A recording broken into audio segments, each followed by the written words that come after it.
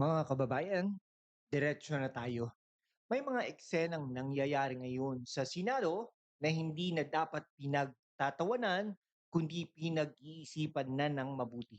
Isang veteranong abogado at dating mayor, walang iba kundi si Attorney Mike Rama ang nagsalita. At ang mga salitang binitawan niya, masagwa, nakakasuka. Hindi ito chismis mga kaibigan ha.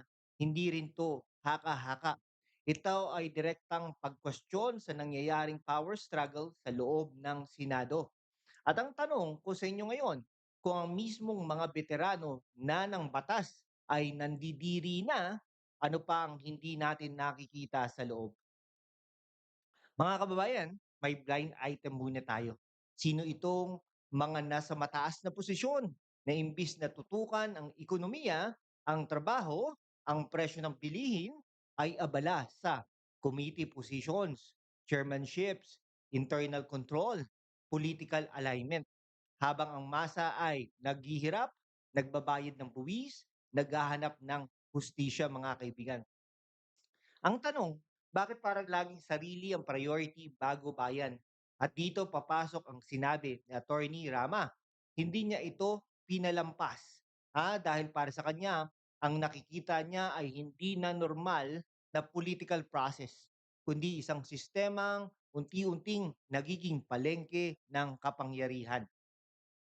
Mga kababayan, linawin natin ha, bakit mabigat ang salitang masagwa? Dahil sa mata ng ordinaryong Pilipino, habang ikaw ay nagtatrabaho abroad bilang OFWs, umiiyak sa taas ng presyo ng bigas, nakikipaglaban sa traffic at inflation, umaasa sa hustisya na mabagal dumating, ang gobyerno dapat ay gumagalaw, nagdidesisyon, nagtatrabaho. Pero kapag ang gobyerno ay nauubos ang oras sa internal power games, hindi lang ito inefficiency, ito ay betrayal of public trust.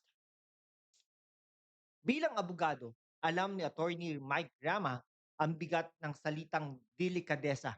Ang Senado ay hindi ordinaryong opisina. Ito ay august body, lawmaking institution, symbol of democracy. Pero kapag ang institusyon ay nagiging arena ng personal agenda, battleground ng influence, negotiation table ng kapangyarihan, ang nawawala ay hindi lang efficiency, kundi credibility ng sistema. Ito ang masakit na katotohanan. Kapag may power struggle sa loob, natatakpan ang hearings, nababagal ang investigasyon, nawawala ang focus sa korupsyon, cases, at sino ang panalo. Hindi ang tao, kundi ang mga gustong umiwas. Umiwas sa investigasyon, mag-delay ng kaso, mag-control ng mga naratibo, mga kaibigan. Diretsahan na tayo. Hindi ito simpleng political disagreement. Ito ay power consolidation, influence war, survival politics. At ang mas nakakagalit, habang nag-aaway sa pwesto, ang tunay na problema ay hindi nare-resolba, hindi napapansin at hindi naaaksyonan. Kaya tanong ko sa inyo mga kababayan, mga kaibigan at mga kawok, gaano pa katagal ang ganitong sistema? Ha? Gaano 'to gaano pa katagal ang ganitong sistema, gaano pa tayo katagal maghihintay habang ang nasa loob ay busy sa kanilang sariling laro, mga kaibigan. So mga kababayan, sa mundo kung saan ang ingay ay mas malakas kaysa katotohanan, ang katotohanan ang unang sinisikil. Pero dito sa #WalkWithLand channel, hindi tayo tatahimik, hindi tayo matatakot, at hindi tayo magpapaloko. Kung naniniwala ka na kailangan ng mas malinaw, mas matapang at mas tapat na pag-aanalisa ng mga nangyayari sa bansa, sumali na sa ating YouTube channel membership. Kasama mo kami sa laban para sa katotohanan at sabay-sabay nating abutin ang 100,000 subscribers. Hindi para sa ego, kundi para sa lakas ng boses ng masa, mga kaibigan. So mga kababayan, bago natin tuluyang tapusin ang usaping ito, may isang tanong na hindi natin pwedeng iwasan, mga kaibigan. Hindi ito tanong para sa mga politiko na ito, hindi ito tanong para sa mga partido nila, ito ay tanong para sa buong sistema natin. Hanggang kailan magiging normal ang ganitong klase ng pamamalakad dahil kung titignan natin ng maigi, paulit-ulit ang eksena. May ingay sa loob, may banggaan ng kapangyarihan, may internal positioning, may political maneuvering. Pero sa labas, katahimikan ng problema ng bayan. Parang dalawang magkaibang mundo mga kaibigan, di ba?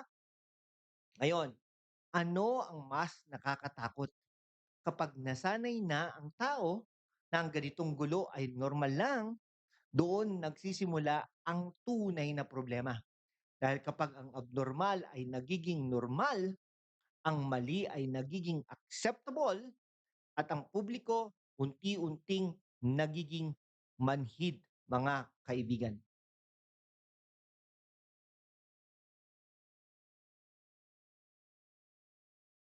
Kaya bago tayo magbigay ng huling hatol, tanungin muna natin ang ating mga sarili, mga kaibigan. Pinapayagan ba natin ito dahil wala na tayong magawa o dahil nasanay na tayong ganito ang sistema? Dahil kung hindi natin tatanungin yan, hindi rin magtatanong ang mga nasa loob ng Senado. At kung walang nagtatanong, walang magbabago, mga kaibigan. Kaya ngayon, diretsahan na tayo. Ilabas na ang huling punto, hindi para magalit, kundi para magising, mga kaibigan.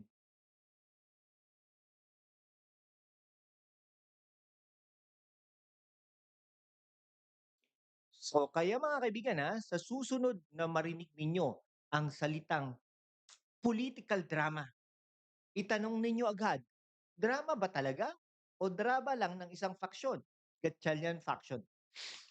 O distraction? Distraction ng buong sistema o distraction lang ni Senador Erwin Tulfo? Ito ang hashtag Walk with Land, mga kaibigan. At ito ang ating hatol.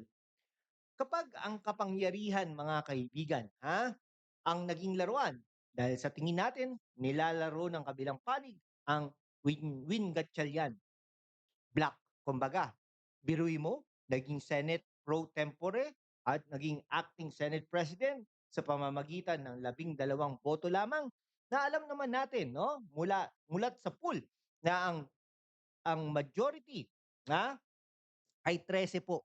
No? Ang quorum ay 13, ang nag elect ng presidente ng Senado at ng ibang opisyales ay 13, hindi po 12. Ito pong ikinatatakot natin dahil baka pagdating po ng impeachment trial ni Vice President Sara Duterte ay gamitin itong mga naratibo nila, mga kaibigan. Yun po ang nakakatakot, no? So, wag sana po nilang laruin. Hanggang sa susunod na truth bomb, bawal bawal ang pikit mata. Dapat lagi tayong gising, mga kaibigan. Maraming salamat po at mabuhay po ang Pilipinas.